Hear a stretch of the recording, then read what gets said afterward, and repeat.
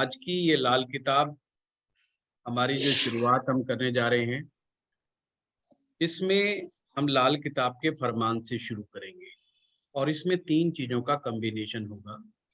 पहला लाल किताब के सूत्र, दूसरा पामिस्ट्री के सूत्र, तीसरा वास्तु के सूत्र। पर इसमें वही सूत्र बताए जाएंगे जो लाल किताब की फिलॉसफी के अनुसार होंगे, चाहे वो वास्तु का हो, चाहे वो पामिस्ट्री का हो। वो सूत्र बताए जाएंगे। दूसरी बड़ी बात, रोज आपको एक गुरु मंत्र दिया जाएगा जिसमें लाल किताब को समझने में आपको और भी आसानी होगी, चीजों को और आसान तरीके से समझने में आपको फायदा मिलेगा। ठीक है, तो हम ये तीनों चीजों का कॉम्बिनेशन बना करके चलेंगे, पहले दिन से ही बना करके चलेंगे। पहले मैंने सोचा था कि इसको अलग अलग करवाऊं, फिर मैंने सोचा नहीं, एक साथ करवाने में ही ज्यादा फायदा है। जो टॉपिक चल रहा होगा उस टॉपिक से रिलेटेड ही वास्तु का सूत्र आ जाएगा, उससे रिलेटेड ही हमारा पामिस्ट्री का सूत्र उसी के अंदर आ जाएगा। तो जो पहला फरमान है, वो पहला फरमान भी यही बताता है कि सबसे पहले इंसान पैदा कैसे हुआ। हम जो अपनी किस्मत की रेखा जो लेकर के पैदा होते हैं, वो किस तरीके से होते हैं। मैं स्क्रीन पर एक बार लेता हूं ताकि उसमें सबसे पहले फरमान नंबर 1 पे हम आते हैं। लाल किताब के फरमान नंबर 1 में सबसे पहले ये बताया गया है कि किस्मत किस तरह से हमारे हाथों में आ जाती है। तो इसमें क्या लिखा है?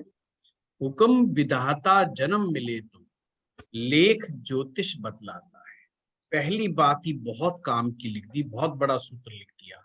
क्या सूत्र लिखा है? हुक्म विधाता, यानी कि परमात्मा का जब आशीर्वाद मिलता है, परमात्मा की कृपा जब किसी के ऊपर आती है, तो हमें इस संसार में आने का मौका मिलता है, अवसर मिलता है। सबसे पहले मोस्ट इंपॉर्टेंट कि मनुष्य जीवन मिलना बहुत ही दुर्लभ है। मनुष्य जीवन बहुत आसानी से नहीं प्राप्त होता। जब हमारे ऊपर परमात्मा की कृपा प्राप्त होती है तो मनुष्य जन्म प्राप्त होता है। लेख ज्योतिष बतलाता है, जब कृपा प्राप्त होती है तो ही ज्योतिष कुछ समझाएगा, कुछ बताएगा। ये जो साइंस है, ये जो विज्ञान है ज्योतिष का, ये जब ही काम करेगा। लाल किताब बच्चा ग्रह चाली किस्मत ले आता है। ये बच्चा जब इस संसार में आता है तो उसके बारे में बता गया है कि बच्चा जब पैदा होता है, उस पैदा होते के साथ ही डिसाइड हो जाता है इस व्यक्ति का जीवन किस तरह का रहने वाला है, इस व्यक्ति के जीवन में क्या स्थितियां उत्पन्न होंगी। ये बच्चा जब इस संसार में आता है तब ही डिसाइड हो जाता है। पर ज्योतिष में हम ये कैसे पता लगाएंगे कि क्या डिसाइड हुआ है?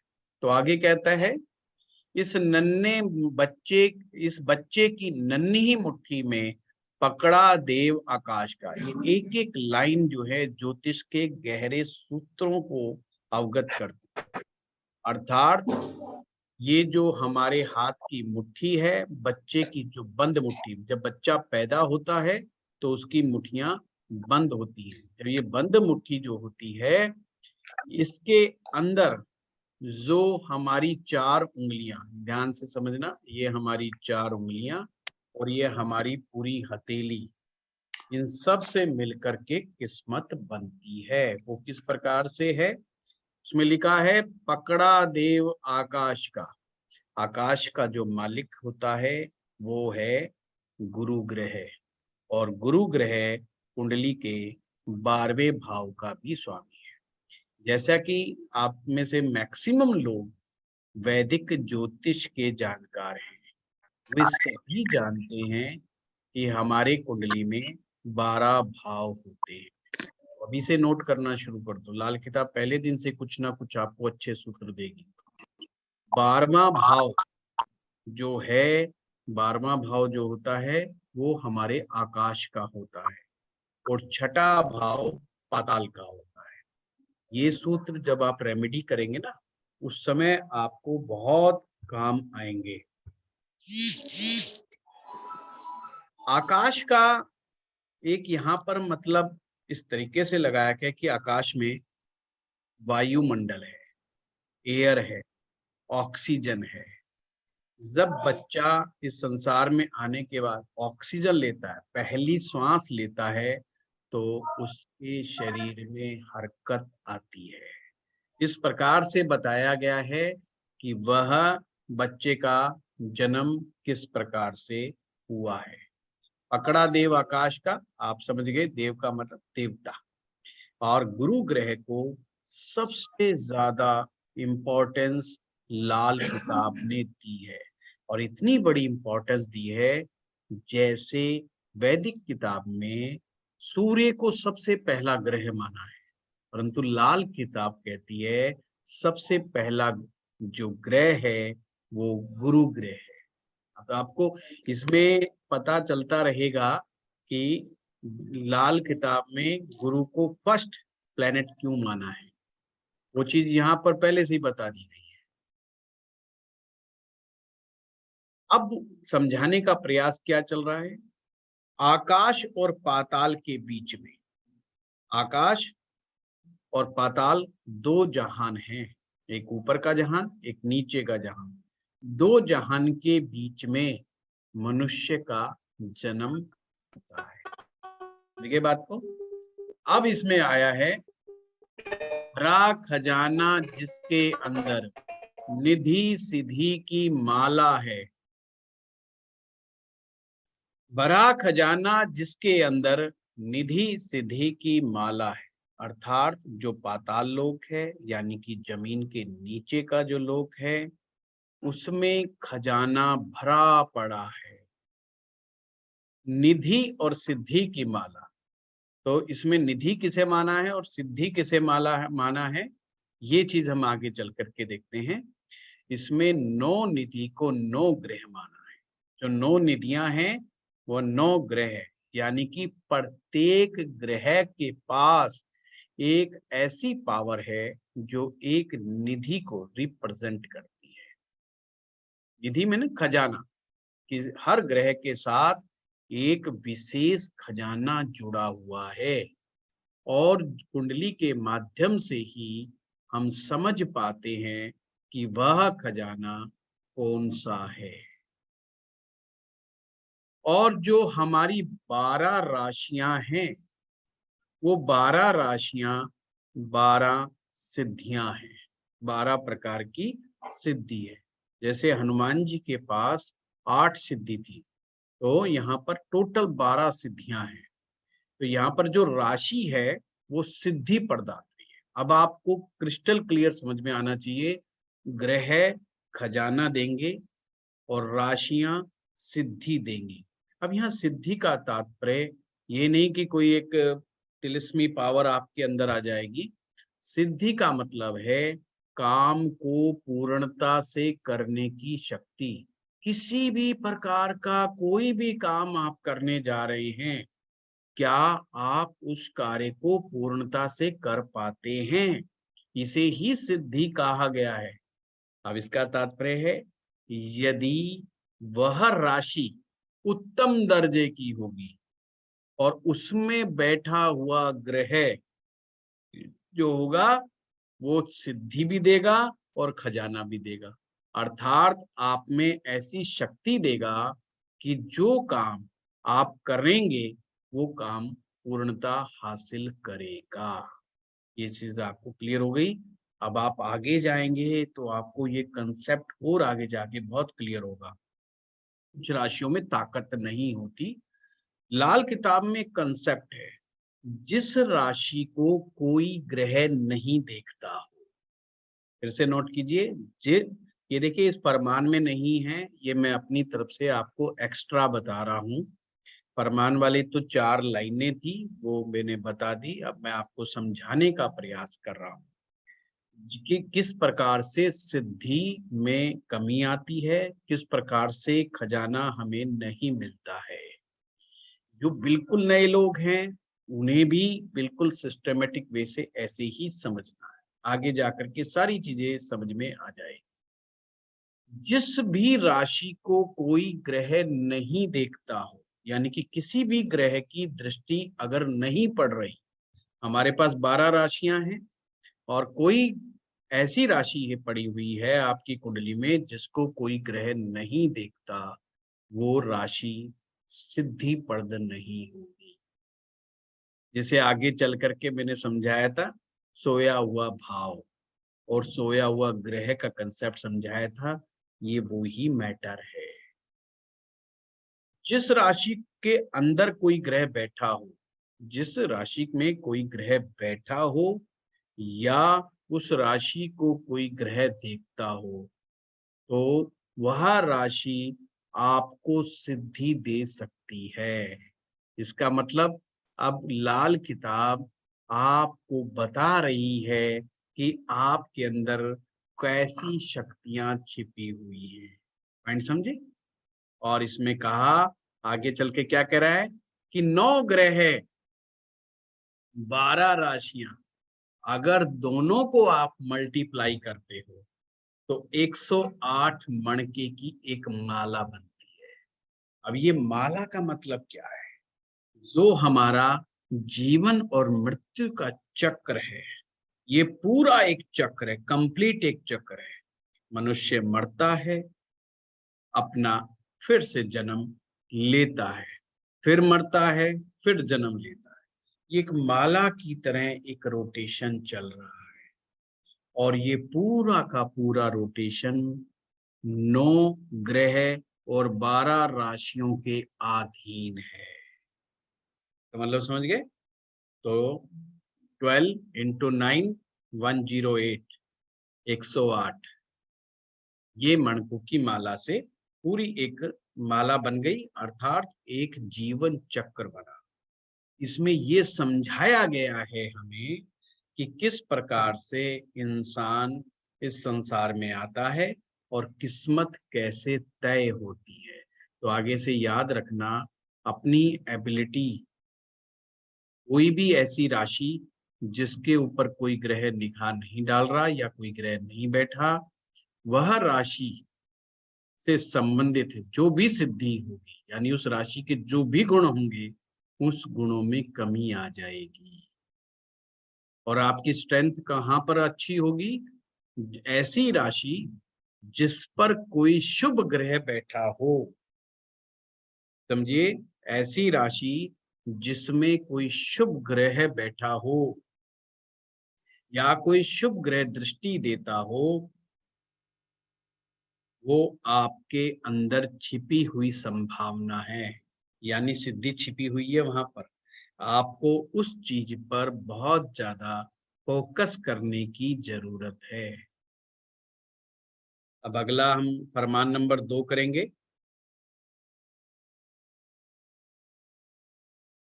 अब ये उससे आगे कह रहा है, उसकी कुदरत का हुक्म ना हो।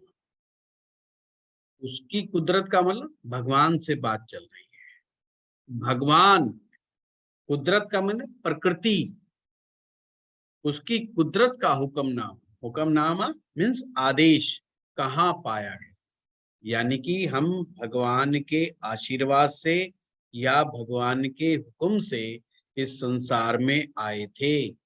अब ये कहाँ पता चलेगा कि हमारा जो जीवन चक्र होने वाला है वो कैसा है कैसा नहीं, ये कहाँ से पता चलेगा? तो फिर आगे नीचे लिखता है, अक्स गैबी जाहिर पहले। अक्ष का मतलब होता है मैप, नक्शा एक प्रकार का। गैबी का मतलब होता है रहस्यमय, डिवाइन। जाहिर पहले था सितारों पर हुआ, अर्थात जब मनुष्य इस संसार में आता है तो उसकी किस्मत का नक्शा सबसे पहले सितारों पर हो पता चल जाता है।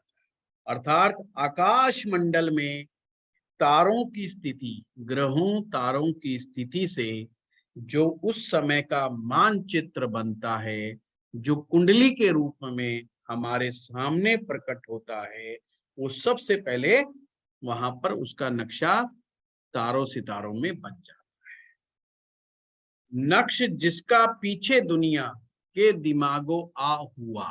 अब इसका मतलब है जब ये नक्शा आकाश में बनेगा, फिर इस दुनिया में यानी कि हमारी जन्म पत्रिका में हम जो कुंडली बनाते हैं, वो जिस समय बच्चा पैदा होता है उस समय आकाश में तारामंडल में जो ग्रह और राशियों का जो मानचित्र बनता है, जो आपसी संबंधों का मानचित्र बनता है, उसी का लेखा जोखा हमारी जन्म पत्रिका में होता है। दिमागी खानों का असर तब हाथ की रेखा हुआ। अब इसमें दो चीजें बताई गई हैं, बड़े आराम से समझना।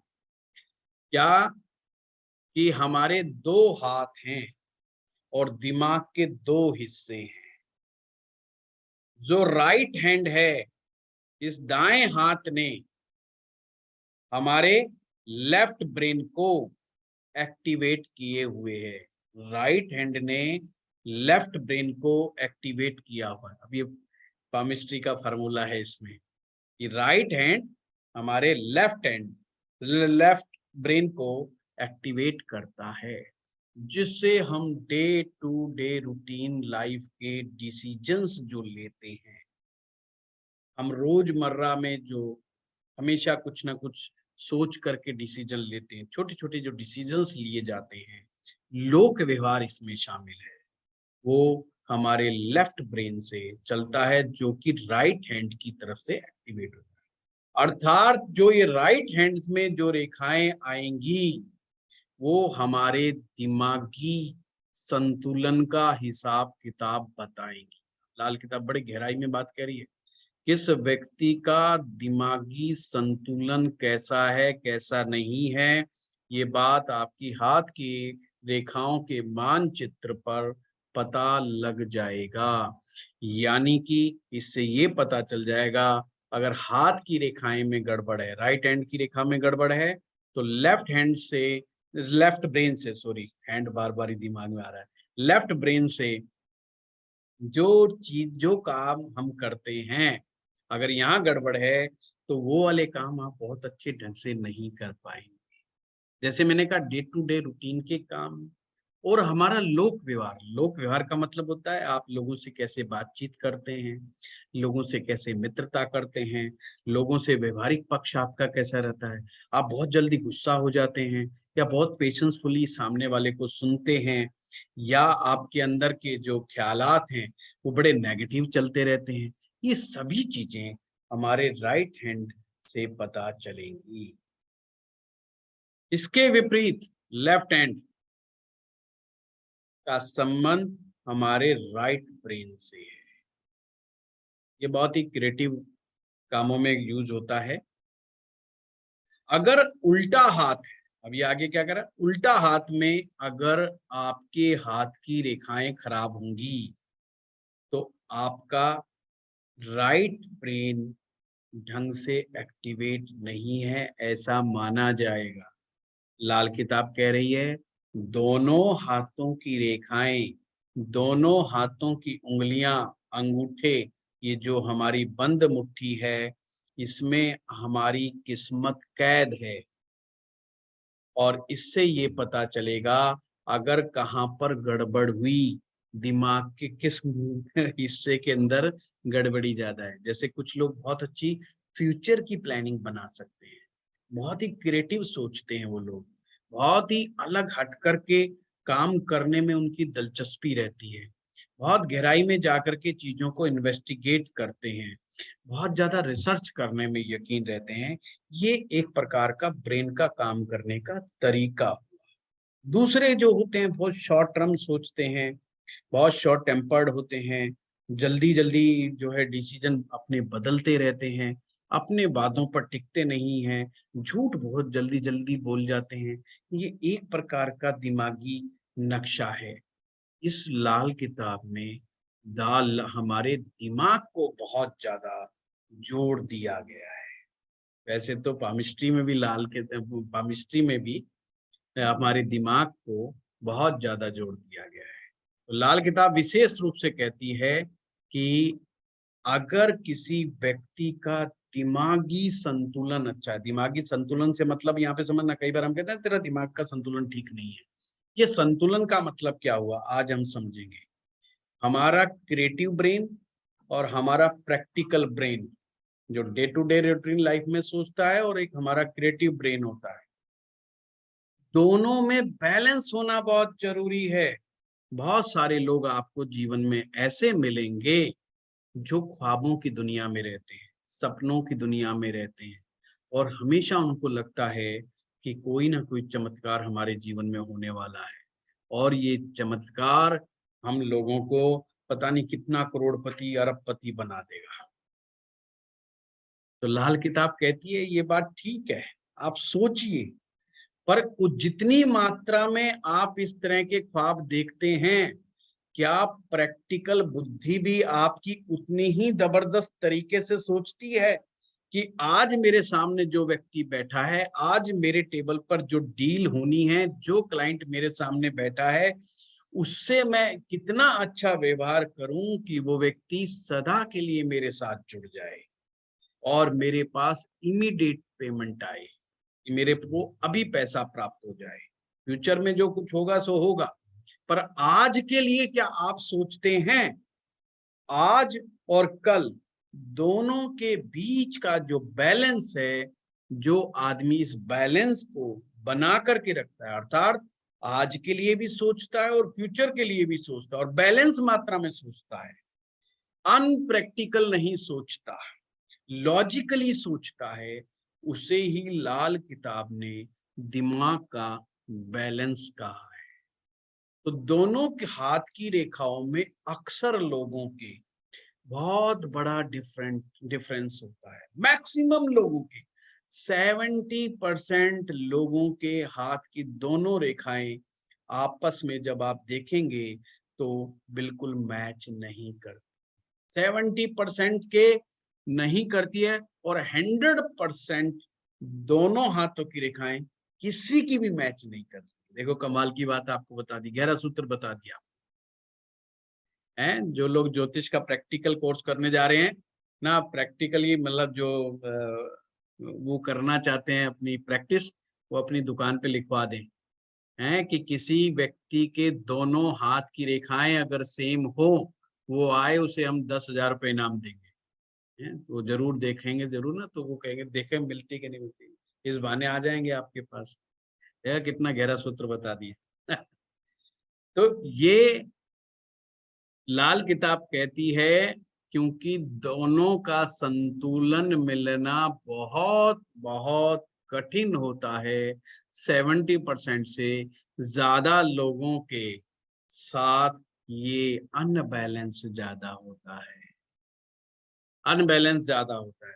इवन यहां तक देखा गया है, अगर आपके हाथ में लाइफ लाइन और ब्रेन लाइन, अगर दोनों, मैं बना के दिखाता हूँ पेन का, लाइफ लाइन और ब्रेन लाइन अगर अलग होकर के चल रही है, मैं को नोट कर लो, ये दिमागी रेखा कहा गया है। लाल किताब में से दिमागी रेखा कहा होगा, मैं पर आपको याद रखने के लिए ब्रेन लाइन लिख रहा हूं, दिमाग की रेखा।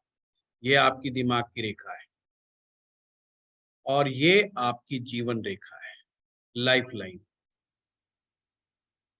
लाइफ लाइन आपके अंगूठे के नीचे से, आपके अंगूठे से नीचे से निकलती है और पूरा एक शुक्र का एरिया घेरते हुए, पूरा शुक्र का एरिया घेरते हुए, ये आगे आगे जैसे जैसे कोर्स चलेगा मैं आपको बताऊंगा, ये जो अंगूठे के नीचे का जो उठा हुआ भाग होता है, ये शुक्र ग्रह होता है।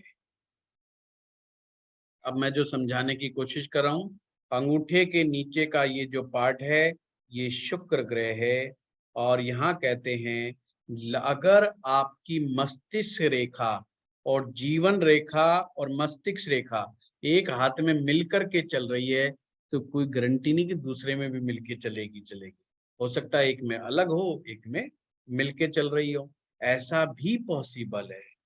अगर जो लोग पामिस्ट्री में बहुत गहराई में सूत्रों को समझना चाहते हैं तो लाल किताब उनके लिए बहुत हेल्पफुल है, ये मैं आपको बता दूं। इवन आप सिर्फ एक नोट्स बना लें कि राइट ब्रेन से क्या क्या काम होते हैं और लेफ्ट ब्रेन से क्या क्या काम होते हैं, बस वहीं से दिमाग लगाना। राइट हैंड में जो जो गड़बड़ मिलेगी वो समझ लेना लेफ्ट ब्रेन वाले में कमी आ जाएगी, और जो लेफ्ट ब्रेन हाथ में कोई दिक्कत मिलेगी वो राइट ब्रेन वाले पार्ट में गड़बड़ कर देगा। ये सूत्र है, ये सिर्फ सूत्र ही नोट करते चले जाएंगे। अभी मालविका जी नहीं पूछेंगे हम, फिर नहीं तो बात इधर उधर घूम जाएगी, आपको मौका देंगे। सर आपने हैंड मेल फीमेल का ये पूछना है कि हैंड्स दोनों के अलग आ रहा है, अलग। आ रहा है, आगे आगे अभी तो निकलना शुरू हुआ है, पिटारा खुला है अभी तो, है अभी चालू है। अब लाल किताब आगे क्या कह रही है, वही बात जो मालविका जी ने प्रश्न पूछ लिया कि जो हमारा सीधा हाथ है, वो मैं उसमें से बता रहा था, ये देखो उसमें लिखा हुआ जो हमारा सीधा हाथ होगा।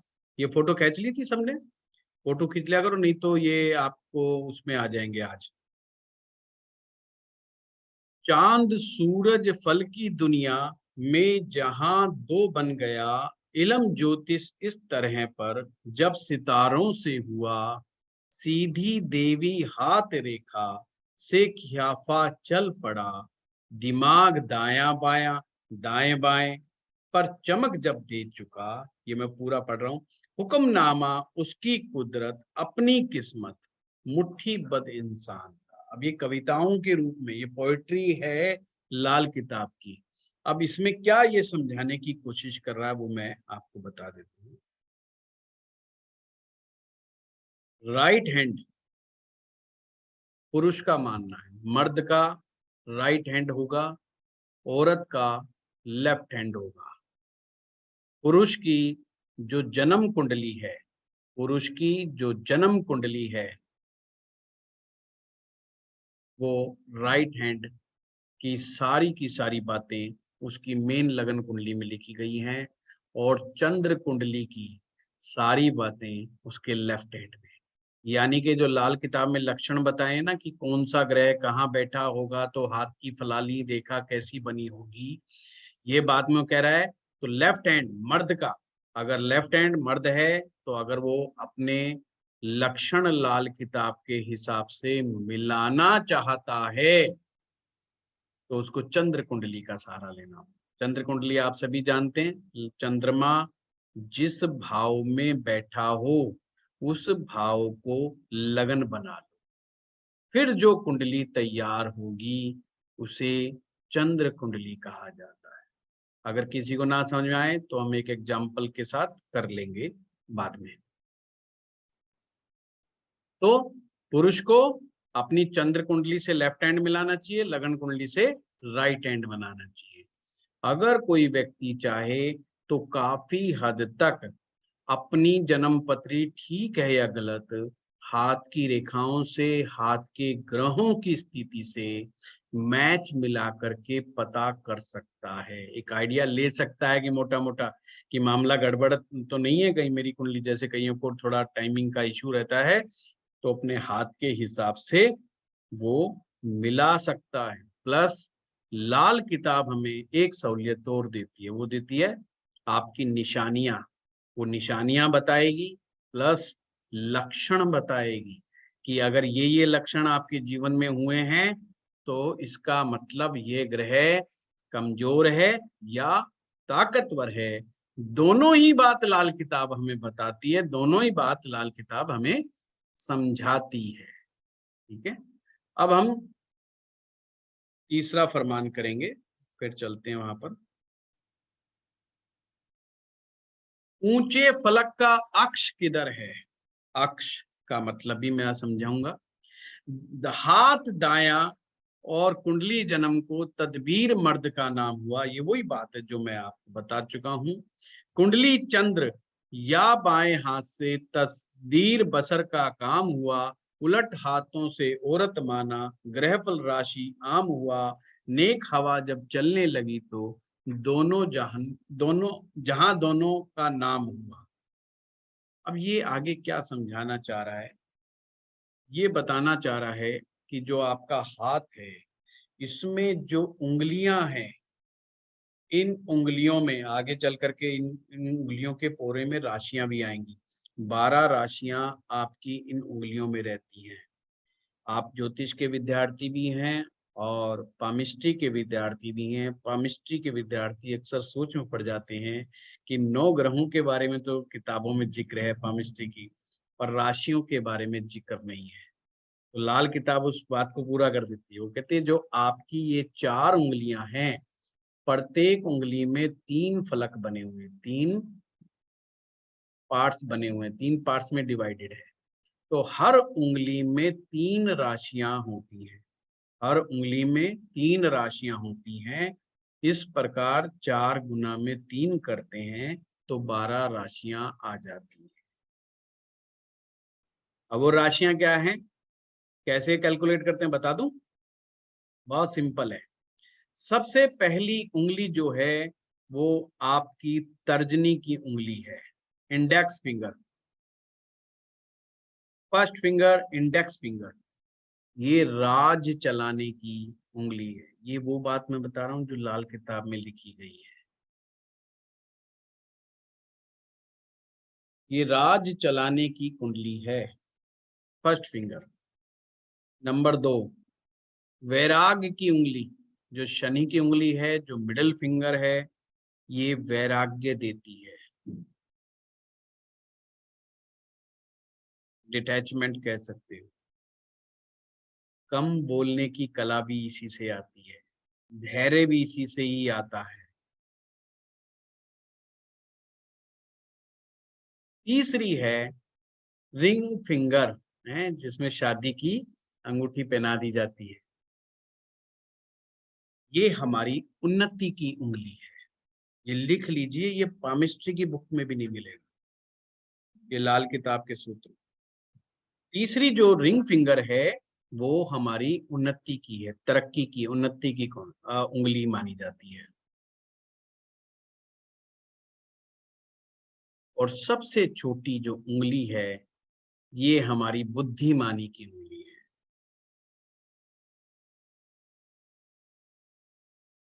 चार उंगलियां बताई। पहली उंगली राज चलाने की, राज चलाने की यानी कि जब आप कुछ लोगों के समूह को लीड करते हैं, किसी ऑर्गेनाइजेशन को लीड करते हैं, किसी अच्छी पोस्ट पोजीशन पर बैठ करके लोगों को डायरेक्शन देने का जो काम करते हैं, वो जब ही हो पाएगा जब ये उंगली आपकी विकसित होगी, अच्छी होगी, बढ़िया होगी। राज इसी से चलता है। चाहे कोई आप संगठन बनाए, चाहे कोई ऑर्गेनाइजेशन बनाए, चाहे ग्रुप में लेकर के लोगों को चले, उनको डायरेक्शन दें, ये सारे काम राज चलाना कहा गया है इसको लाल किताब में। दूसरी जो उंगली मैंने कहा वैराग्य की, धैर्य की, पेशेंस की उंगली।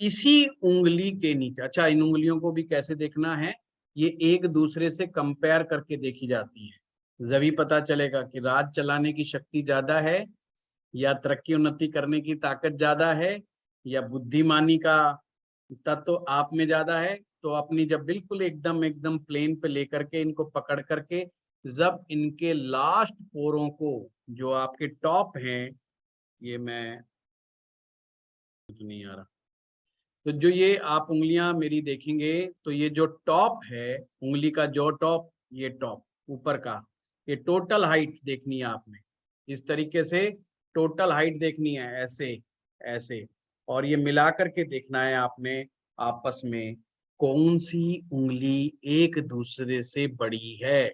अब इसमें कुछ तो नेचुरल चीज है, जो मिडिल फिंगर है वो सबसे बड़ी होगी ही होगी, उससे छोटी उंगली इंडेक्स फिंगर भी हो सकती है, रिंग फिंगर भी हो सकती है।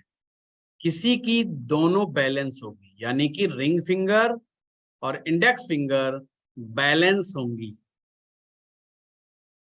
किसी किसी की दोनों उंगलियां ये बैलेंस होंगी, पर अब यहां पर मुद्दा उठता है, अगर किसी की सूर्य की उंगली लंबी है तो सूर्य की उंगली लंबी होगी तो कंपैरिजन किससे करना है? इंडेक्स फिंगर से कंपैरिजन करना है।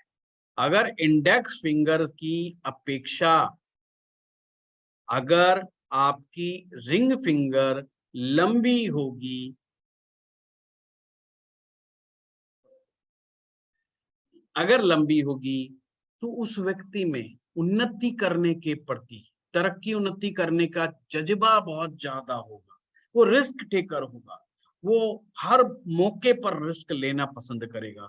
पर वो कहता है मैंने जिस लेवल पे मैं पैदा हुआ हूं उस लेवल पे मैं मरूंगा नहीं।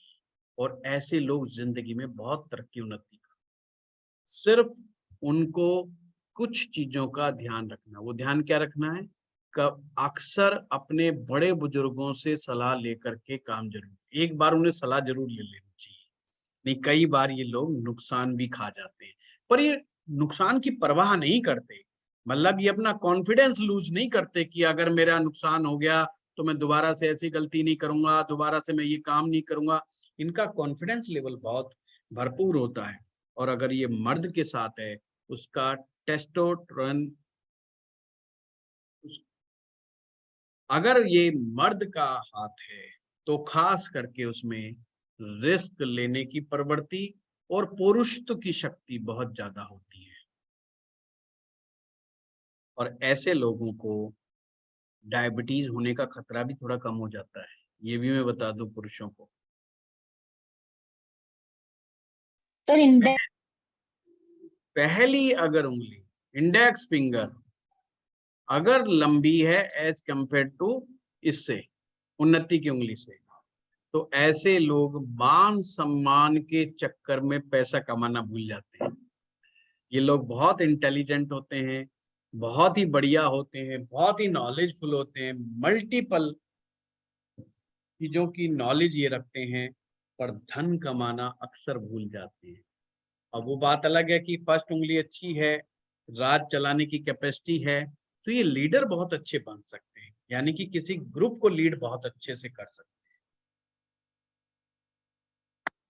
पर उस चक्कर में कभी कभी मेटेरियलिस्टिक चीजों के मामले में पीछे रह सकते हैं।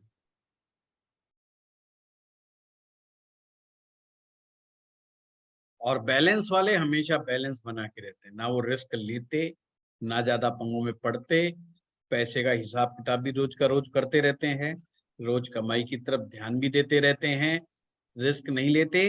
तो इसीलिए आप इसे हिंदुस्तान का मिडिल क्लास वर्ग बोल सकते हो। ये अगर गरीबी में भी पैदा होंगे, यानी जिनकी उंगलियां ये बैलेंस होगी, इंडेक्स फिंगर और उसकी सूर्य की उंगली यानी कि रिंग फिंगर, तो आप उसको आंख बंद करके ऐसा हाथ देखते कह सकते हो ये आदमी अपर मिडिल क्लास तक पहुंच जाएगा। मिडिल क्लास या अपर मिडिल क्लास तक पहुंचेगा ही पहुंचेगा, सिर्फ ये उंगली देख करके भविष्यवाणी कर सकते हो आप।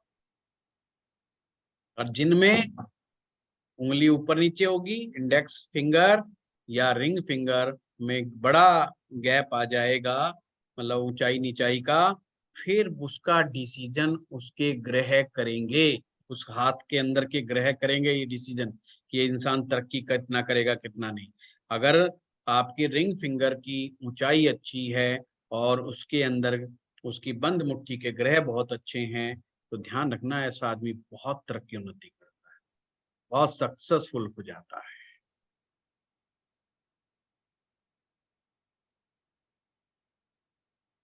गुरुजी आपकी उंगलियां दिखा रही है ये जो लाइन आप बोल रहे हैं ये आपकी उंगलियां दिखा रही हैं। हाँ, मैं तो बैलेंस वाला में हूँ जगदीश जी, हर एक से बैलेंस बनाता रहता हूँ मैं तो।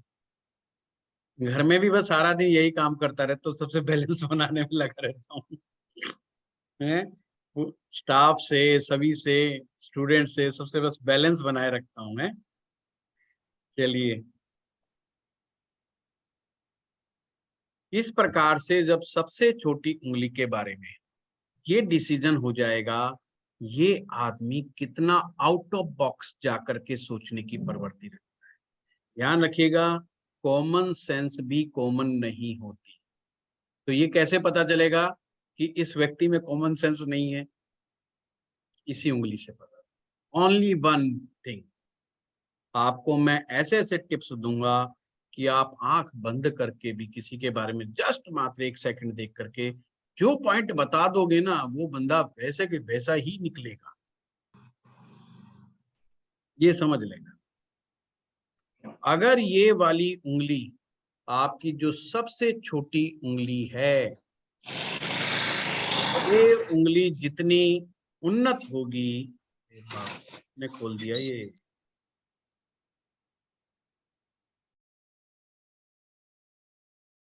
ये उंगली जितनी अच्छी होगी, उन्नत होगी, और आपकी रिंग फिंगर के जो टॉप है, रिंग फिंगर का जो टॉप का जो पहला पार्ट है, जहाँ फर्स्ट आपका फ्लेंज बना हुआ है, जो पहली लकीर खींची हुई ऊपर से पहली, जो ऊपर से पहली जो ये लकीर खींची हुई है, ये लकीर से आपने इस उंगली को मिला करके देखना है। अगर ये उंगली इस टिप को ऊपर ऊपर क्रॉस कर जाती है, मैं बना के दिखाता हूं ताकि आपको और अच्छे से याद हो गुरुजी आपका क्रॉस किया हुआ है। जाए। आपका क्रॉस किया हुआ है। नहीं, मैं तो मानता हूँ ये बात तो हाँ, हाँ। आपकी, इस एप्रिसिएशन को तो मैं मान लूंगा।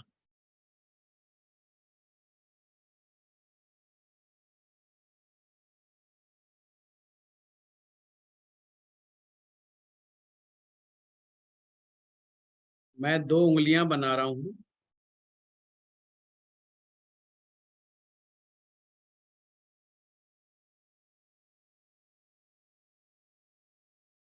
ये आपकी रिंग फिंगर, जिसे अनामिका उंगली भी कहते हैं, और ये आपकी लिटिल फिंगर, जिसे कनिष्ठिका उंगली बोलते हैं, सबसे छोटी, पंजाबी में है कन्नी उंगली बोल देते हैं। अब इसमें रिंग फिंगर में आप देखिएगा 3 ऐसे पार्ट्स बने हुए हैं, फर्स्ट, सेकंड, थर्ड, 1 2 3। इसी प्रकार से इसमें भी ऐसे फ्लेंज बने होते हैं, 1 2 3।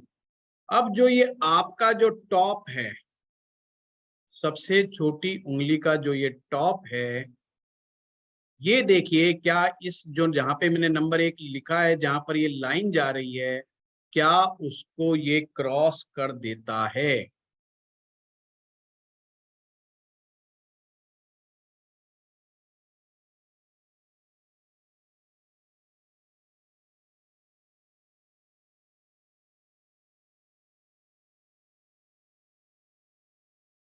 अगर ये क्रॉस कर देता है, उस व्यक्ति की कॉमन सेंस बड़ी दुरुस्त है। कॉमन सेंस का मतलब ये है, सिंपल भाषा में, लोक व्यवहारिक ज्ञान उसका बहुत अच्छा है। इसके सामने उसको किस तरह से पेश आना है, किस तरह से उसको बात करनी है, किससे उसको फायदा होगा, कितना फायदा होगा, कैलकुलेशन का मामला उसका बहुत अच्छा होता है, बहुत कैलकुलेटिव आदमी, सेकंडों के हिसाब से गणित लगा लेता है, दिमाग में फटाफट कैलकुलेशंस कर लेता है। ऐसा आदमी अनपढ़ भी क्यों ना हो, वो व्यक्ति ज्ञानी होगा। देखो, बड़ी बात बता दी मैंने, क्योंकि ये किसकी रेखा है? दिमाग की रेखा है, नहीं सॉरी, दिमाग की उंगली है। ये कौन सी उंगली है? दिमाग की उंगली, हमेशा याद रखें, ये दिमाग की उंगली है। तो अगर ये इसको क्रॉस कर रही है, ऐसा आदमी अनपढ़ भी क्यों ना हो, उत्तम दर्जे का ज्ञानी होगा, चाहे उसे किताबी ज्ञान ना हो, पर लोक व्यवहारिक ज्ञान बहुत अच्छा हो। फाइनेंस के मामला उसका बड़ा दुरुस्त होगा, पैसे बड़े संभाल करके रखेगा, ये मैं लक्षण बता रहा हूं। पैसों का हिसाब किताब बड़े ही अच्छे से रखेगा, और अपने दिमाग के दम पर, अपने दिमाग के दम पर जिंदगी में बहुत तरक्की उन्नति करेगा। एक हाथ की बड़ी हो, दूसरे की छोटी हो, तो वो गड़बड़ बैलेंस हो जाएगा। कहने का मेरा तात्पर्य सिंपल है, सिंपल लैंग्वेज में आपको बढ़िया बढ़िया टिप्स दे रहा हूं, है ना।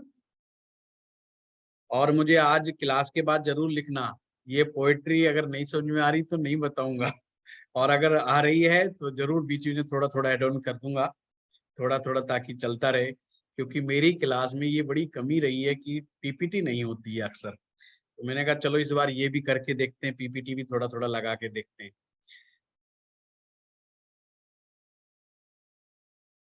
अब हाथ में ये जो उंगलियां हैं, इन उंगलियों के नीचे जो उठे हुए हैं, जो फलक कहा गया है, जिसे लाल किताब पहाड़ भी बोलती है, जिसे लाल किताब बुर्ज भी बोलती है।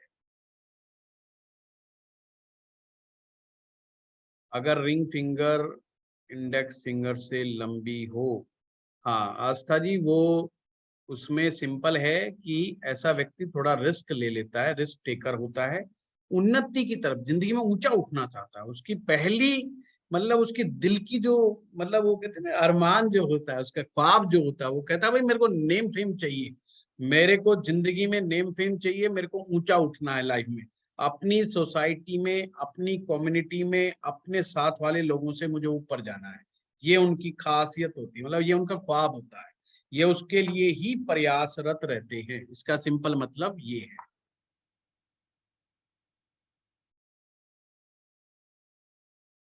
तो जो फूला हुआ पार्ट है, जो उभरा हुआ पार्ट है, जिसे लाल किताब पहाड़ कहती है, पर्वत कहती है, या बुर्ज कहती है। बुर्ज का मतलब ही पहाड़ होता है, बुर्ज खलीफा सुनते हो ना दुबई में, हाँ, बुर्ज का मतलब ऊंचा, ऊंचा पर्वत, माउंट। माउंट, इंग्लिश में से माउंट कह देते हैं। शिखर शिखर। हम लोग हिंदी में पर्वत बोल देते हैं कि हाथ में फलाना ग्रह का फलाना पर्वत, जो हर उंगली के नीचे, उंगली जिस ग्रह से रिलेटेड होगी वो उसी का पर्वत, यानी कि उसी का बुर्ज उस उंगली के नीचे होगा। ये पामिस्ट्री और ये सब बहुत काम आएगी आपकी लाल किताब में, जब आप आगे आगे लाल किताब के सूत्रों को समझेंगे। ये आज की क्लास बहुत आपको फायदा देगी। तो लाल किताब समझा रही है इन हाथों में ये जो चार उंगलियां हैं, इन चार उंगलियों में जो ये चार उठे हुए उभरे हुए पार्ट हैं, ये उभरे हुए पार्ट आपके चार प्लेनेट को रिप्रेजेंट करते हैं। जो उभरा हुआ पार्ट है जिसे पहाड़ कहा गया है, वो ग्रह का अक्ष है। और इन पहाड़ों के बीच में से जो पानी बह रहा है, जिसे कि नदी कहा गया है, वही हमारे हाथ की रेखा है, वही हमारे हाथ की रेखा है। अगले फरमान में बताया गया, पर मैं फरमान नहीं दिखाऊंगा, सिंपल वे में बता देता हूं। तो इसका क्या सूत्र बताया लाल किताब में, ये पहाड़ जितने ऊंचे होंगे और नदियां जितनी गहरी होंगी, उतनी ही उम्दा किस्मत होगी, यानी वो व्यक्ति उतना ही बढ़िया किस्मत वाला होगा। कि ये उभरे हुए होने चाहिए, हमारे उंगलियों के नीचे के जो पर्वत हैं, बुर्ज हैं, ये उभरे हुए होने चाहिए। और जो हमारी रेखाएं बनी हुई हैं वो साफ और स्पष्ट और गहरी होनी चाहिए। बस एक लाइन में लिख लीजिए, साफ, स्पष्ट और गहरी होनी चाहिए, पूरा कलर लिए हुए हो। अगर किसी का हाथ इस प्रकार से है तो लाल किताब कहती है ऐसा आदमी अपनी किस्मत लेकर के पैदा हुआ है, अर्थात जीवन में तरक्की, उन्नति, हर चीज ऐशो आराम सब करता चलेगा।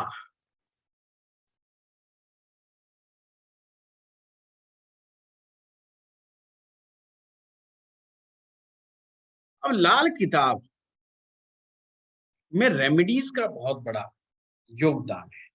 मैं सोचता हूं कि हर रोज कुछ गुरु मंत्र टाइप दिया जाए आपको।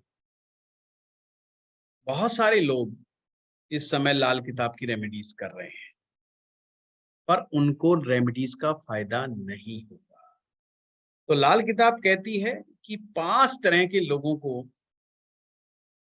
लाल किताब की रेमेडीज काम नहीं देती। वो 5 प्रकार के लोग कौन-कौन से हैं? पहला वो व्यक्ति जो मांस खाता हो, जो लोग नॉन वेज का सेवन करते हैं, वो जब लाल किताब के उपाय करते हैं तो लाल किताब का उपाय काम नहीं करता है। तो अब आप में से कोई हो सकता है या आपका क्लाइंट कोई ये बात कह सकता है कि साहब हम नॉनवेज खाते हैं, पर अब क्या करें? उन्हें बताइए जब तक उपाय चलेंगे, जब तक नॉनवेज छोड़ना है। उपायों के बीच में नॉनवेज नहीं खाना है। वो तो आगे जब आप पढ़ेंगे तो आप लोगों ने जिन्होंने पढ़ रखा है उसमें बार-बार आता है, कुछ ग्रह विशेष के लिए आता है कि आपका अगर बृहस्पति को सुधारना है तो नॉनवेज छोड़ देना चाहिए। परंतु यहाँ पर और बात कही गई है कि जो व्यक्ति लाल किताब के उपायों से फायदा लेना चाहते हों, उनको नॉनवेज खाना छोड़ देना चाहिए। खास करके जब तक उपाय चलें तो विशेषकर, नहीं तो रेमेडीज असर नहीं देगी। ये बात आपने अपने हर क्लाइंट को बताई। दूसरा, शराब का सेवन जब तक उपाय चलें उसे शराब का सेवन नहीं करना चाहिए।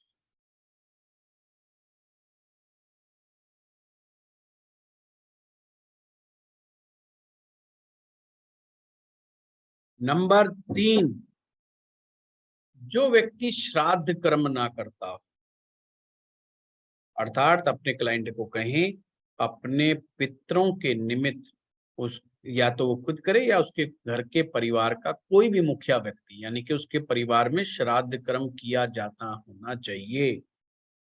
कुछ लोग कहते हैं, अक्सर प्रश्न आएगा आपके सामने कि हम गया जी होकर के आ गए। उन्हें कहें गया जी हो के आ गए, बहुत अच्छी बात है, पर श्राद्ध कर्म फिर भी कंटिन्यूअस करते रहें। मैंने हमारे एक वीडियो में एक गया जी के बारे में और श्राद्ध कर्म के बारे में बहुत डिटेल से व्याख्या की है, इसलिए अभी उसको हम नहीं दोहराएंगे।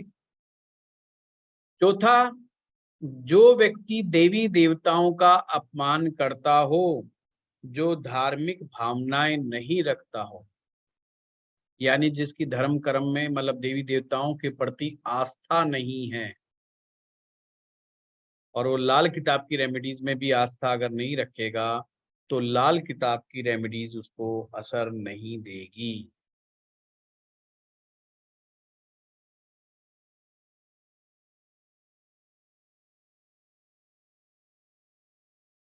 पांचवा, जो पर स्त्री गमन करता हो या एक्स्ट्रा मैरिटल अफेयर रखता हो, उसके साथ लाल किताब असर नहीं देगी। हैं ये जो लोग लाल किताब की प्रैक्टिस करना चाहते हैं वो अपने इसका 5 ये बना करके अपने साइड में लगा भी सकते हैं, ताकि आपको ना बताना पड़े कि अगर जिसको मेरे बताए गए उपायों का फायदा लेना है उसे ये 5 काम भूल करके भी नहीं करने हैं, नहीं तो रेमेडीज का पूरा लाभ नहीं प्राप्त होगा। तो इससे ये पता चल गया आप लोगों को कि लाल किताब के उपाय करने पर कई बार फायदा नहीं होता। तो किन लोगों को फायदा नहीं होता, ये 5 उनमें से कुछ ना कुछ करते होंगे।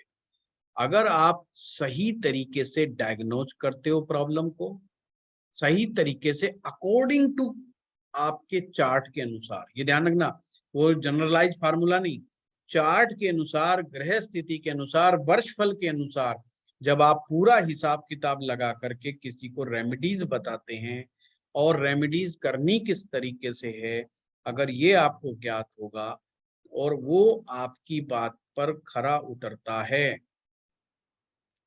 तो आपका वो मामला सक्सेसफुल हो जाएगा। ये 5 चीजें मैंने बताई। अब हम क्वेश्चन सेशन करेंगे, क्वेश्चन आंसर। हाँ बताइए किसका कोई क्वेश्चन हो तो। सर मेरा है बहुत दिन हाँ से।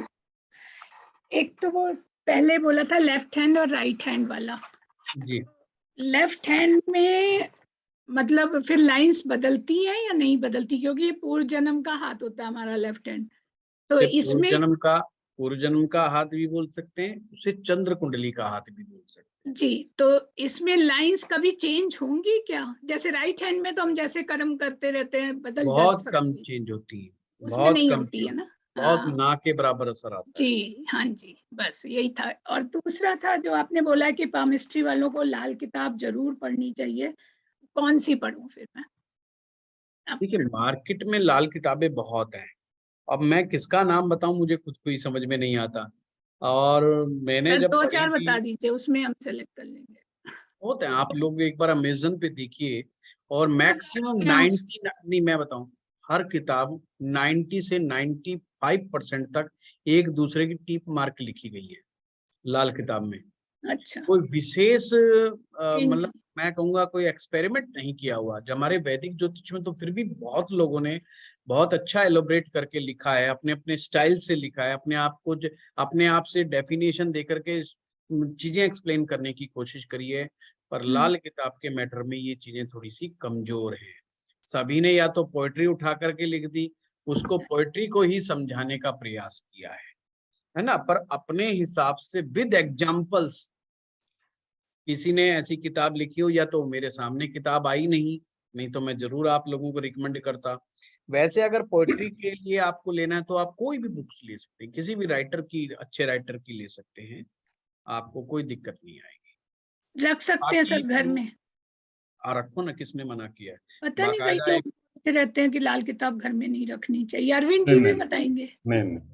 रख सकते हैं ना? हाँ बिल्कुल। एक देखिए किताब मैं वैसे आपको रिकमेंड करता हूँ गुरुदेव। जी, ये ना स्वामी केशवानंद की एक किताब है।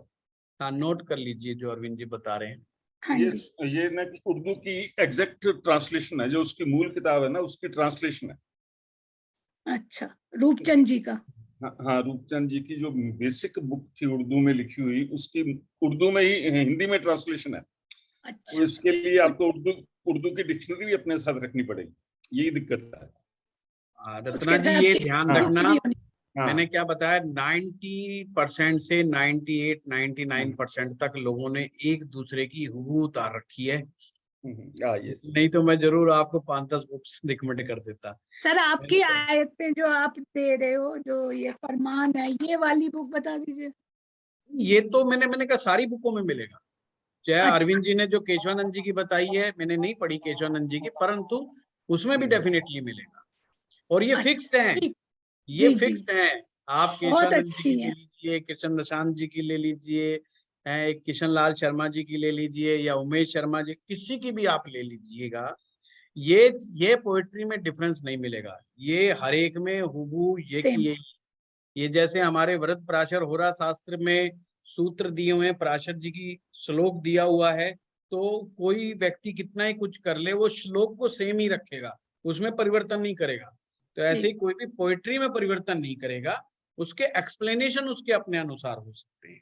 ठीक है तो सर, आप, आपके एक्सप्लेनेशन बहुत अच्छे हैं, हाँ बहुत ब्यूटीफुल। क्लियर हो जाता है आयतों का। थैंक हाँ यू सर। जी, हाँ स्वाति जी, हाँ हाँ बोलिए। जी। सर मेरा भी सवाल वही था कि अगर कोई बुक रेफरेंस के लिए कोई बेसिक में हो, क्योंकि जैसे हमने थोड़ा सा पढ़ा था तो उसमें जैसे फर्स्ट चैप्टर था, तो उसमें जैसे था लिखा, इंसान बंधा खुद लेख से अपने, लेख विधाता कलम से हो, कलम चले खुद करम पे अपने, झगड़ा अकल न किस्मत हो। तो इसमें भी इसी तरीके से सर हमने पहले पढ़ा था, तो ऐसे तो सर थोड़ा सा डिस्टॉर्ट हो जाएगा। वैसे तो मैं आपका ही करूंगी, पर मैं ये सोची थी अगर कोई नहीं, सेम ये रेफरेंस हो। आपने मेरा पिछला कोर्स किया था ना लाल किताब का। जी सर, जी हाँ, सर। ये चीज मैंने करवाई हुई है सेम। ओके, नहीं अभी सर वो, आपको याद नहीं आ रहा। हाँ, नहीं सर मेरे और पास है, वो मैंने सब लिखा हुआ है तो याद है सर हाँ, मुझे। पर ये सर कोई पहला मैं रेफरेंस? था, सरकार से मैं पहली डिस्टॉर्टेड थी। बिल्कुल नहीं होने दूंगा, नहीं। स्वाति जी हाँ, चिंता मत रखिए, चिंता मत कीजिए। बस मेरे वीडियोस के अनुसार रोज जो मेरा वीडियोस मिलता है, उसके नोट्स अपने एंड से जरूर बनाइए। ये मैं क्यों बताता हूँ, ये तो नोट्स मेरे भी आएंगे, हमारे भी आएंगे, पीपीटी आज आएंगी आज आपके पास। परंतु मैं इसलिए जानबूझ के बनवाता हूँ ताकि कोई बात ना समझ में आए तो स्टूडेंट्स अगली बार उसको पूछेगा या उसकी खोजबीन करेगा, उसके बाद दिमाग में क्वेश्चन आएगा। अगर वो नोट्स ही नहीं तैयार करेगा और वो तो बस ऐसे लेकर के रख लेगा, तो पहली बात तो एक तो उसका रिवीजन नहीं हुआ, दूसरा वो उसके क्वेश्चन नहीं आएंगे। वो सर क्वेश्चन जुड़ा क्या हुआ है ना सर, हाँ सारी चैप्टर्स जुड़े हुए हैं, एक भी मिस होता है तो फिर वो कोई फायदा नहीं। हाँ, इसीलिए मैंने फरमान से शुरू किया है, जो पहला फरमान है उससे शुरू किया है। क्यों किया है? क्योंकि फरमान में पामिस्ट्री, वास्तु और ये ज्योतिष तीनों चीजों का मिला जुला स्वरूप तीनों में आता चला जाएगा। सर कोई भी फिर आप फिर भी सर अगर टाइम निकाल के कोई बेसिक बुक जो आप प्रेफर करें। मैंने जो पढ़ी है पंडित कृष्ण अशांत की पढ़ी हुई है मैंने, पर वो इतनी बड़ी नहीं है, उसकी पृष्ठभूमि और व्याख्या मुझे अच्छी लगी थी बुक। मैंने शायद एक कोर्स में पहले भी रिकमेंड की थी पंडित कृष्ण अशांत की। अच्छी बुक्स हैं वो, अच्छी बुक्स लिखी हैं उन्होंने, मतलब समझाने का एक प्रयास किया है उन्होंने। और वो मेरे ख्याल से उस समय सबसे अनूठी किताब थी। वो आप ले सकते हैं। बाकी तो मैंने कई लोगों की पढ़ी। मेरे पास पंडित किशनलाल शर्मा जी की इतनी मोटी बुक है एक, हरिद्वार से परचेज की थी बहुत पहले, बहुत साल पहले। अब तो हो सकता है उसका कोई नया रूपांतरण आ गया होगा। जो मेरे पास है मैं वो बता रहा हूँ। एक मेरे पास बुक है जो उर्दू में लिखी हुई है, उर्दू के हूबहू जैसे अरविंद जी बता रहे हैं बिल्कुल वही, 2 पार्ट्स में इतनी मोटी मोटी बुकें लाल रंग में। मैं दिखा दूंगा आप लोगों को उसमें, पर उसका किसी भी राइटर का नाम नहीं है, किसी पब्लिकेशंस का नाम नहीं है, वो नोट्स टाइप के हैं। और मैं वो भेज दूंगा फोटो खींच करके आप लोगों को किस तरह की है वो। पर उसको थोड़ा समझने में दिक्कत आएगी, इसलिए मैं रिकमेंड नहीं करूंगा, महंगी भी बहुत है। सर ये मेरे अंदर तो समझने एक पैशन था ना, बस ले लो, नई चीज आए ले लो, बस मार्केट से उठा लो। मुझे तो कोई बता देता था मैं फटाफट ले लेता था। पर वो सच बताऊं तो वो मेरे लिए भी बहुत टिपिकल रही और सर मैंने बहुत ही भी दिक्कत वाली रही। मतलब उसमें समझ में नहीं आता है, मैं आपको स्पष्ट रूप से समझा रहा हूँ। हाँ, ये वाली शायद मेरे पास है, ये ये किशन लाल जी पंडित की। कृष्ण लाल जी की है। हाँ हाँ, ये मेरे पास, ये मेरे पास। पर अब ये समझ में आनी शुरू करिए सर। वैसे एक बात है ये थोड़ी छोटी है मेरे पास, इसमें मोटी वाली है, बड़ा एडिशन है मेरे पास। ओके इससे भी बड़ा एडिशन है मेरे पास। सर, पर एक बात है, लाल किताब को हम नहीं चुनते, लाल किताब हमें चुनती है, क्योंकि ये किताब कम से कम 10 साल से है सर। पर हाँ, मेरे पास तो 10 नहीं साल समझ से भी में बहुत आया, ज्यादा हो गए। पर वो जब तक लाल किताब आपको नहीं चुनती आपका शादी मतलब समय। शादी से पहले की किताब खरीदी हुई है, मतलब 20 साल से ऊपर हो गई, मतलब वो लाल किताब को खरीदे हुए, है ना। पर समझ में बहुत लेट आई, खैर वो एक अलग बात है। सर ये तो कहते हैं लाल किताब आपको चुनती है, हम नहीं चुनते पंडित लाल। कृष्ण लाल शर्मा जी ने व्याकरण नहीं बहुत अच्छी है इसमें, पर हाँ वैसी चीजें हैं। पर ये किताब मेरे पास है, नो डाउट। हाँ, मीना मारिया जी। गुरुजी, जैसे आपने बताया कि मेल हैंड राइट हैंड होता है और फीमेल हैंड लेफ्ट हैंड होता है, तो आपने बोला कि राइट हैंड लगन कुंडली बताता है और जो लेफ्ट हैंड है वो चंद्र कुंडली। That goes for both the people, मतलब जेंडर्स मेल एंड फीमेल। हाँ, दोनों, बोथ में, दोनों में, दोनों में। हाँ, मंजीत जी। नमस्कार बेटी। नमस्कार। जो हमने 5 कंडीशंस की जो बात की, हमने 5 कंडीशन में एक श्राद्ध वाली कंडीशन है, तो हम ये वही कह रहे हैं कि हर साल जैसे हमारे श्राद्ध का हाँ, आता है हर साल, तो जी वो जी, करते हुए होना चाहिए हाँ रेगुलर। हाँ, बस बस साल में एक बार जरूर वो व्यक्ति करे। राइट। सर आपने जैसे बताया था, अच्छा सॉरी, क्या हो गया? पूछू क्या? डन डन, मैंने थैंक यू। हाथ नहीं उठाया था। रुक जाओ, हैंड रेज कहाँ किया कविता जी? हाँ हैंड वही रेज तो, करना वही सीखो। तो। हैंड रेज करो, नीचे एक जगह होती है रिएक्शंस, रिएक्शंस पे जाकर के देखोगे तो हैंड रेज करने का एक हमें ऑप्शंस मिलता है, उसको करोगे तो हैंड रेज हो जाएगा। हाँ ज्योति जी। सर मुझे भी एक पूछना है, जो मीना जी ने पूछा, जो मेल हैंड जिस तरीके से देख रहे हैं या मेल हैंड उसके ऑपोजिट देख रहे हैं कि वो सेम ही मानेंगे? जैसे कि राइट हैंड सूर्य कुंडली और लेफ्ट हैंड चंद्र कुंडली। ये पुरुष के लिए बताया गया है और साथ में ये कहा गया है कि औरत का हाथ को लाल किताब ने उल्टा हाथ से लिया गया कि मेन हाथ उसका उल्टा बताया गया है। पर मैं इस बात से बहुत ज्यादा सहमत नहीं हूँ, मैं इस बात से बहुत ज्यादा सहमत नहीं हूँ। वो आगे जाकर के इसमें और पामिस्ट्री के सूत्र आएंगे, तो जब उस समय मैं क्लियर करूंगा आप लोग। हाँ जगदीश जी। सर एक चीज और पूछी थी सर, जो आपने कहा कि हाथों की रेखा नहीं बदलती है, वो चंद्र कुंडली दोनों मतलब औरत और पुरुष दोनों की चंद्र कुंडली नहीं बदलती, जो हाथ जिससे चंद्र कुंडली रिलेटेड की है। बात नहीं, बात प्रश्न को नहीं हाथ, पकड़ा करो ढंग से प्रश्न को कि उन्होंने पूछा क्या उल्टे हाथ की रेखाएं बहुत जल्दी बदल सकती हैं, तो मैंने ये कहा ये सबसे मुश्किल है, ना के बराबर बदलती है। समझे बात? राइट हैंड यानी दो राइट हैंड का मतलब ये जो व्यक्ति राइट हैंड से काम करता है उसका राइट हैंड एक्टिवेट होता है, उसी में सबसे ज्यादा परिवर्तन आपको देखने को मिलेंगे। हाँ, अगर जी कोई सर। व्यक्ति लेफ्ट हैंड से लिखता है तो उसके लेफ्ट हैंड सबसे ज्यादा एक्टिव मिलेगा, तो लेफ्ट हैंड में परिवर्तन आपको देखने को मिलेंगे। अगर कोई आप रेमेडी सजेस्ट करते हैं, लंबे समय तक रेमेडी सजेस्ट करते हैं, तो उसके हाथ की रेखाओं में परिवर्तन जो आएगा वो फिर उसी हैंड में देखने को मिलेगा जो हाथ उसका एक्टिव होगा। हाँ जगदीश जी बताइए। गुरुजी मैंने यही पूछना था कि भाई आपने कहा कि भाई इसके राइट हैंड से जो है ना इसकी सूर्य कुंडली यानी लगन कुंडली बना सकते हैं और लेफ्ट हैंड से चंद्र कुंडली, तो इसके हाथ की रेखाएं देख के लगन कुंडली कैसे बन सकती है? वही तो ज्ञान की बात है, वही तो इस कोर्स में पता चलेगा जगदीश जी, यही तो सीक्रेट है, पहली क्लास में नहीं बताऊंगा मैं। नहीं तो जगदीश जी ने दोबारा आना नहीं है तो जगदीश जी भाग जाएंगे, ऐसे कैसे काम चलेगा? नहीं जगदीश जी आपसे अभी तो पता चला ना, बुद्ध की उंगली मेरी ऊपर है। नहीं वो जगदीश जी कहाँ भागने वाले हैं आपसे, कितने सालों से बैठे हैं। नहीं ठीक बात है।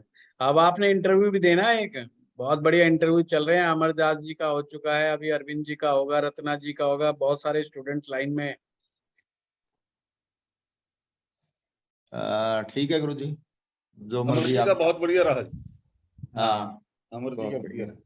हाँ, अमर जी ने अपने दोस्तों से बहुत ज्यादा जो है उन्होंने सब्सक्राइब भी करवाया और वो कमेंट्स भी करवाए, तो इसीलिए इनका जो वीडियो काफी अच्छा चला।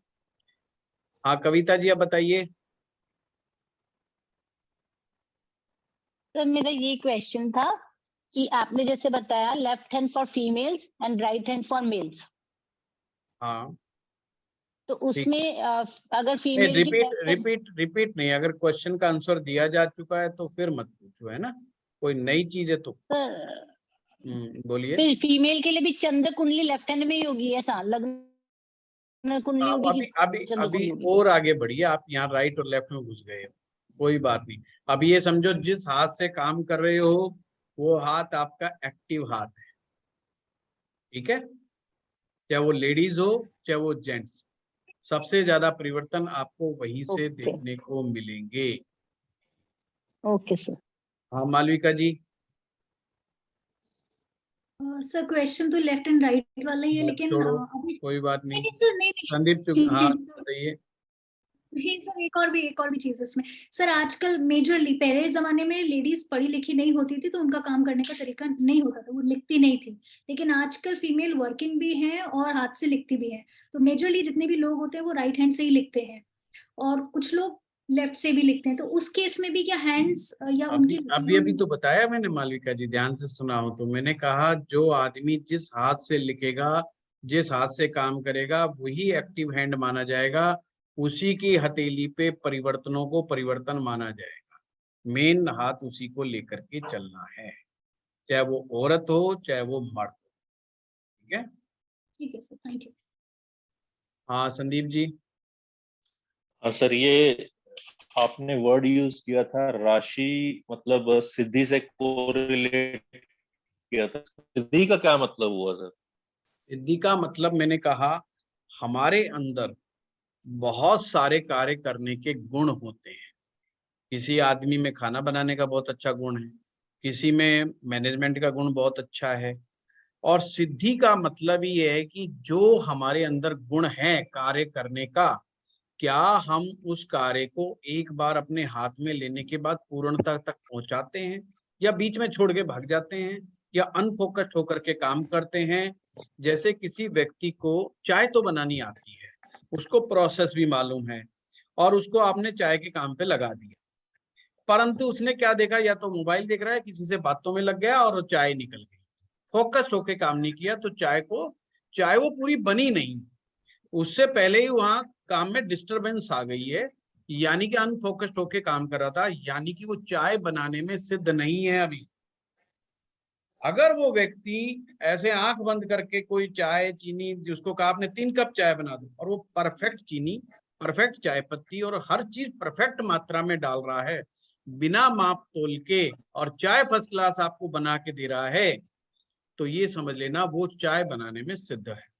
तो ये सिद्धि का मतलब ये है कि कोई कार्य को पूर्णता तक पहुंचा दे, इसकी शक्ति राशियों के पास में होती है। समझिए बात को, सिंपल है। यस मान लीजिए कि एक व्यक्ति धनु राशि है, किसी व्यक्ति धनु राशि है, और धनु राशि में कोई ग्रह बैठा हुआ है, तो धनु राशि की भी अपनी एक गुण है। वो गुण क्या है? वो टीचिंग का गुण है। धनु का गुण क्या? टीचिंग का है। लाइब्रेरी, पुस्तकालय जिसे हम कहते हैं, वो स्थान धनु राशि का स्थान है। फाइट करने के लिए उसके पास विद्या का बल है। उसको कोई भी जिंदगी में प्रॉब्लम आएगी, उसका सॉल्यूशन वह किताबों में ढूंढेगा, ज्ञान में ढूंढेगा, गुरु के पास ढूंढेगा। पर बहुत सारे लोग इस काम को भी नहीं कर पाते, वो किताब में भी नहीं ढूंढ पाते, वो भटकते रहते हैं। मैं किस आदमी से पूछूं, कहाँ ढूंढूं, कहाँ नहीं ढूंढूं, कंफ्यूजन है उनके पास बहुत ज्यादा कि अपनी प्रॉब्लम का सॉल्यूशन मुझे कहाँ से मिलेगा, इस बात को भी फाइंड आउट नहीं कर पाते। यानी देखना पड़ेगा कि धनु राशि में कैसा ग्रह बैठा हुआ है। पाप ग्रह इंसान को भ्रमित करते हैं, शुभ ग्रह पूर्णता तक पहुंचाने का कार्य करते हैं। अब मान लीजिए धनु राशि के अंदर वहां पर कोई ऐसा ग्रह बैठ जाए, मंगल ग्रह बैठ गया, मान लीजिए धनु राशि में, आपकी कुंडली में धनु राशि में मंगल बैठ गया, तो इसका मतलब वो व्यक्ति पढ़ाई के क्षेत्र में, शिक्षा के क्षेत्र में, या ज्ञान से रिलेटेड जो भी कार्य कर रहा होगा, उसको पूर्णता तक पहुंचाएगा। तो जिसका भी मंगल आप धनु राशि में जाकर के देखिए ना, वो जिस काम को हाथ में ले लेगा, और खास करके गुरु से संबंधित ज्ञान होगा, उस काम को पूर्णता तक पहुंचाएगा। अब गुरु के काम कौन कौन से होते हैं? गुरु का काम पैसा जोड़ना, धन का संग्रह करना, पैसे को प्रचार प्रसार, मतलब पैसे का उसमें धन में तरक्की उन्नति करना, ये सारे काम जो हैं गुरु के से जितने भी रिलेटेड काम होंगे, उन कामों में वो एक बार हाथ में ले लेगा तो उसको पूर्णता तक पहुंचाएगा। यानी अगर उसके पास कभी कर्जा हो गया, तो अगर उसने डिसीजन ले लिया अब मैंने कर्जा खत्म करना, तो एक सुर में लग जाएगा वो कर्जा खत्म करने के लिए, और दाएं और इतना जल्दी कर देगा कि बैंक वाला या जो कर्ज देने वाला हैरान हो जाएगा, अरे इतना जल्दी लुटा भी दिया, खत्म भी कर दिया। इसे कहते हैं कि सिद्धि। अगर यहीं पर धनु में राहु बिठा दिया आपने, अब वो कंफ्यूज करेगा, कभी आदमी गूगल के पास भागेगा, कभी किताब के पास भागेगा, कभी गुरुजी के पास भागेगा, कभी दाएं भागेगा, कभी बाएं भागेगा, पर कभी भी उस कार्य को पूर्ण नहीं कर पाएगा। ये मैंने एक एग्जाम्पल बताया जस्ट। तो उस राशि में का जो गुण था, उस राशि को पूर्णता तक नहीं पहुंचा पाया। ये राशि का मतलब है। इसको हम वैदिक में भी हम जो है अप्लाई कर सकते हैं। वैदिक और उसमें कोई बहुत अंतर नहीं है, सिर्फ हमें उसका सूत्र मालूम होना चाहिए। आप कहीं पर भी अप्लाई कर सकते हो। ज्योतिष में बहुत छोटे छोटे सूत्रों से ही बहुत बड़ी बड़ी बातें निकल करके आती है। बहुत बड़े बड़े सूत्रों की आवश्यकता नहीं है, छोटी छोटी चीजों से ही बहुत कुछ पता लगता है। Yes, thank you.